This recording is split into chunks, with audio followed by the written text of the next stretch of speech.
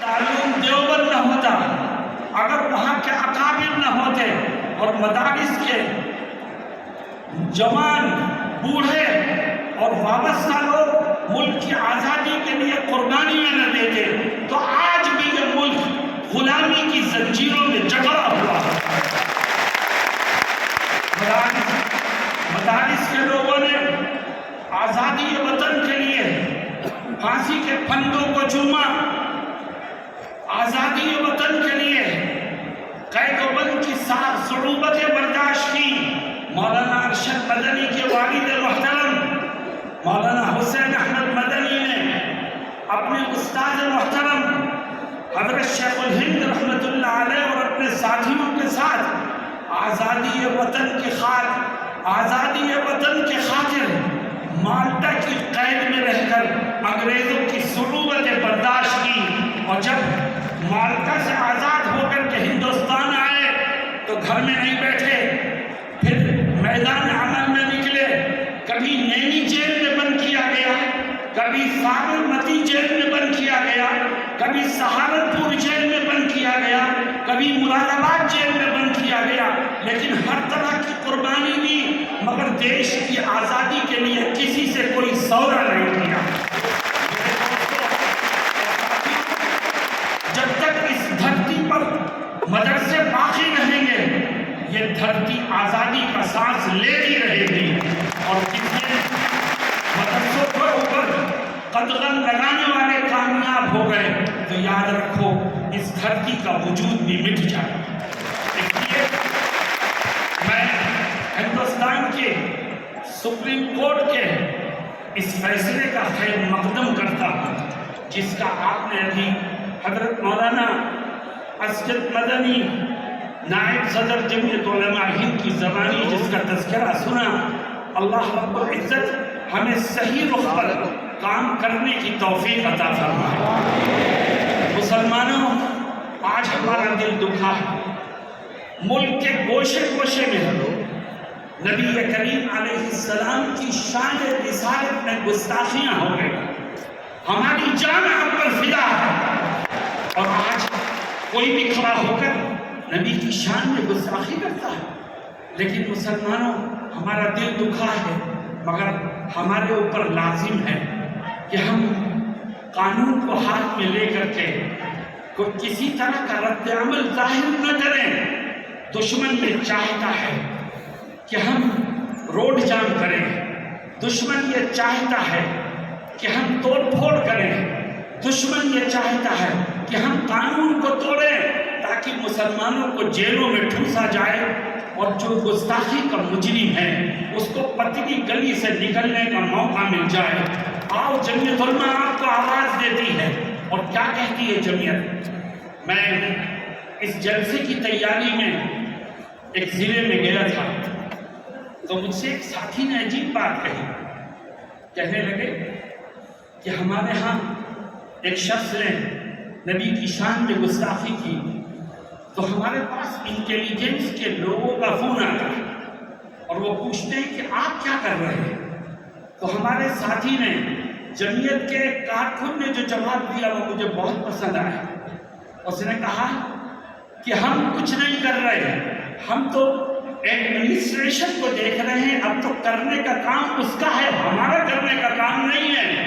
ہم دیکھیں گے آپ مجرم کو پکڑتے ہیں کہ نہیں پکڑتے، ہم دیکھیں گے کہ آپ اس کے اوپر سخت قسم کی دھارا لگاتے ہیں کہ نہیں لگاتے، ہم دیکھیں گے کہ آپ اس کے خلاف صحیح طور پر کارروائی کر رہے ہیں کہ نہیں کر رہے ہیں، اور اگر نہیں کریں گے آپ تو ہم قانونی طور پر ایسے تمام مجرموں کو کیسر کردار تک پہنچانے کی بھرپور کوشش کریں گے اور کرتے رہیں گے۔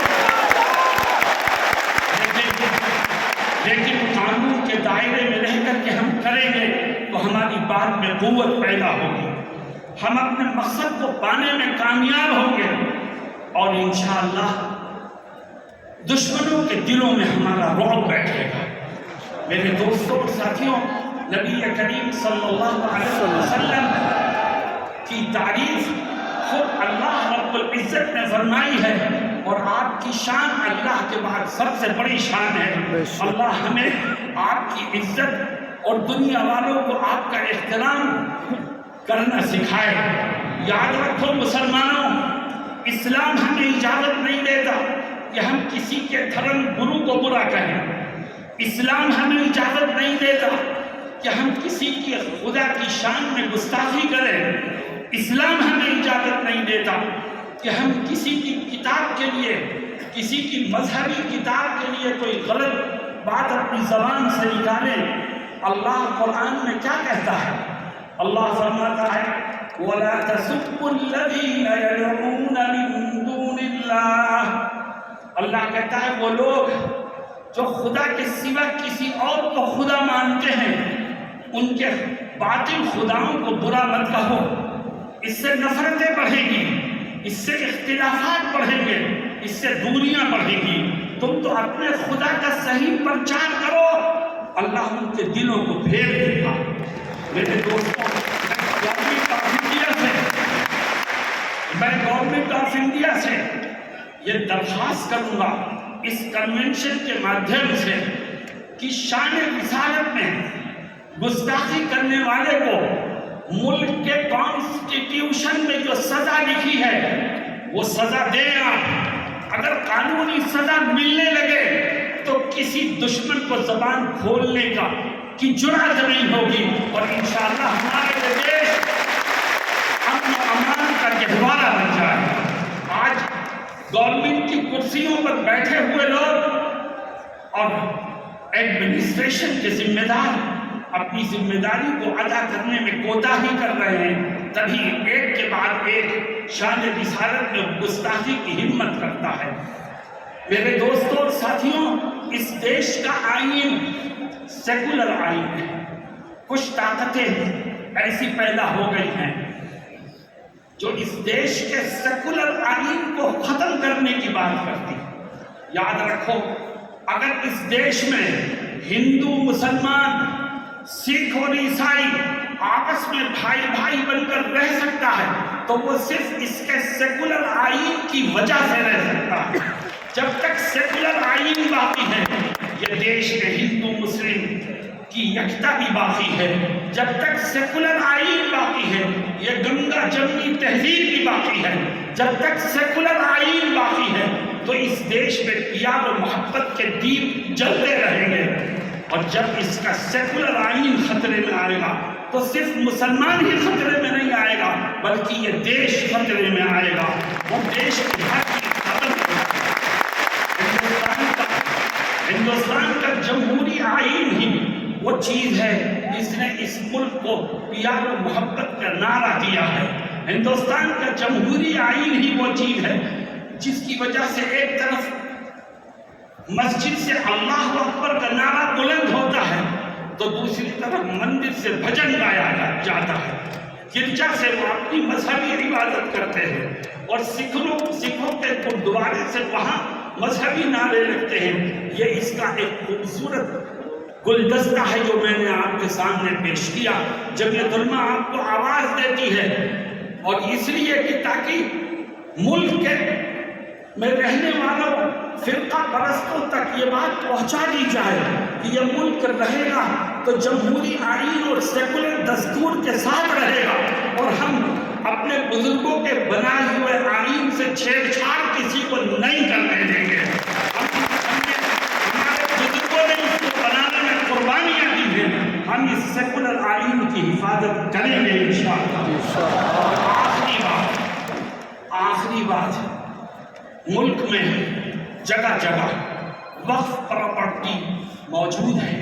مسلمانوں میں آپ سے سوال کرتا ہوں، ایک وقف کی زمین ہے جو کسی مسلمان نے وقف کی ہے مسجد کے لیے، یا وقف کی ہے مدرسے کے لیے، یا وقف کی ہے قبرستان کے لیے، یا وقف کی ہے غریبوں اور بیواؤں کی مدد کے لیے، بتاؤ یہ وقف پراپرٹی مسلمانوں کا سرمایہ ہے کہ نہیں ہے؟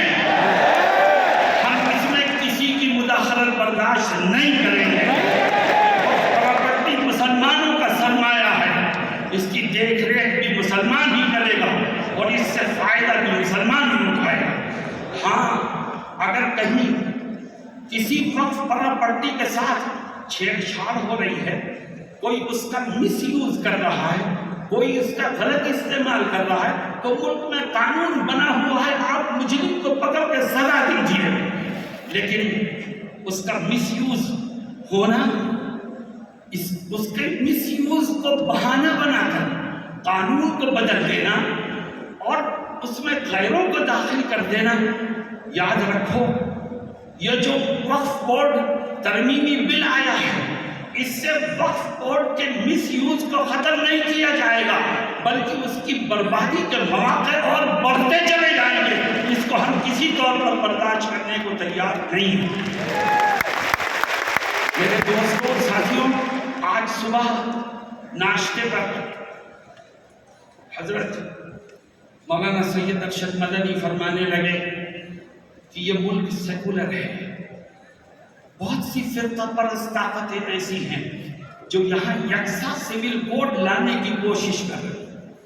یکساں سول کوڈ کا کیا مطلب؟ مسلمان اپنے دین و دھرم کو، اپنے مذہبی اور آئینی قوانین کو چھوڑ کر کے ملکی قوانین کے پابند ہوں گے، سکھ ملکی قوانین کے پابند ہوں گے، عیسائی ملکی قوانین کے پابند ہوں گے، ان کے مذہبی قوانین اور ان کا مذہبی تشخص ختم ہو جائے گا۔ مسلمانوں اعلان کرو کہ ہم اپنی ہر چیز قربان کر سکتے ہیں، مگر اپنا دین و ایمان قربان کرنے کو کسی طور پر تیار نہیں۔